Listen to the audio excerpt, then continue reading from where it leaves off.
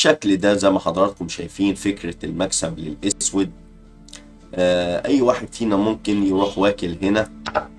فأحب أقول لك إن أنت كده خلاص دورك تعادل أو درو.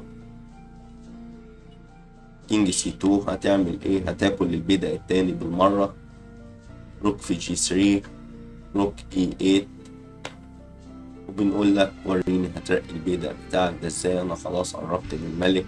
كينج دي 1 هرجعك تاني. كينج جي 1 تشيك. كينج سي 2، كينج اف 3 عاوز تفتح مجال للبيدق بتاعك. بقرب بالملك. كينج دي 2 هتكشني. هرجع كينج اي 1 وبالسلامة أنا سيطرت على خانة الترقية. وريني هتكسب ازاي.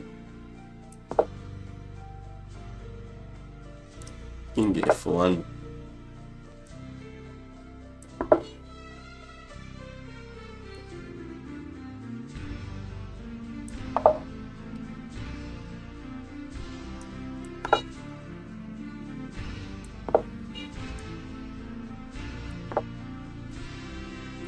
الفكرة بتاعتك كأبيض إن أنت بتمسك الخانة بتاع دفع البيدق وخانة الترقية، يديك كش ترجع تاني على الإيه بالشكل اللي احنا شفناه. أمال المكسب إزاي؟ النقلة اللي بتكسب كينج دي 3 ما بناكلش البيدق لأن البيادق كده كده هتروح ومتهددة وروخ هتاكلها. هيلعب إيه مثلا؟ روك بي 5،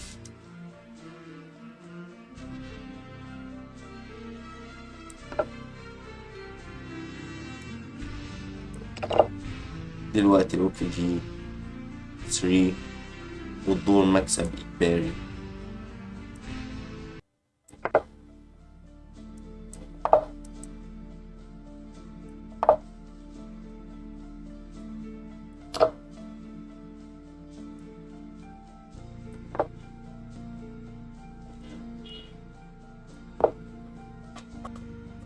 فكرة المكسب سهلة جدا. بيدق بيجي.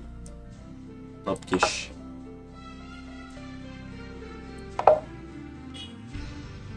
الفكرة بتاعتنا بنقول للملك ده ممنوع تقرب حتى من أي خانة من الخانات دي.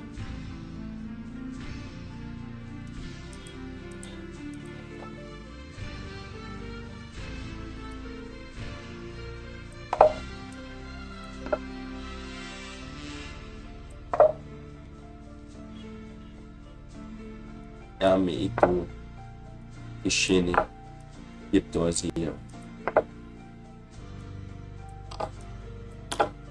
وطريقة تانية للمكسب بعد كينج دي 3 تشيك. كينج في 3 قرب بالملك. كينج سي 2، كينج اي 2 تشيك. كينج في 3،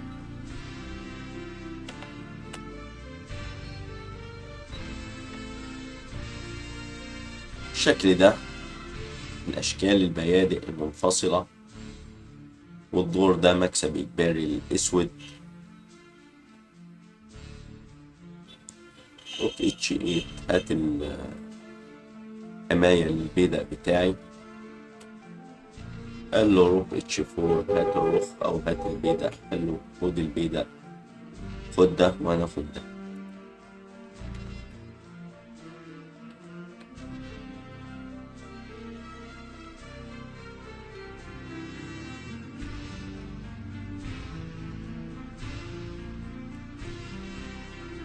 قطعوا بالرخ.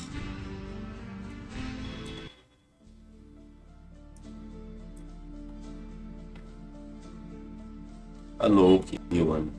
طيب لو ما قطعوش وجه هنا روك اتش 5.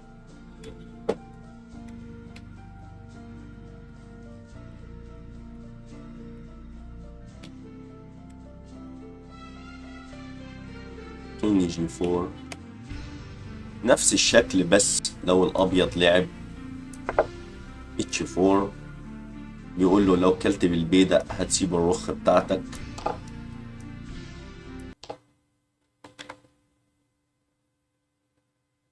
ولو كلت بالرخ هتسيب البيدق بتاعك، ويبقى الموقف تعادل.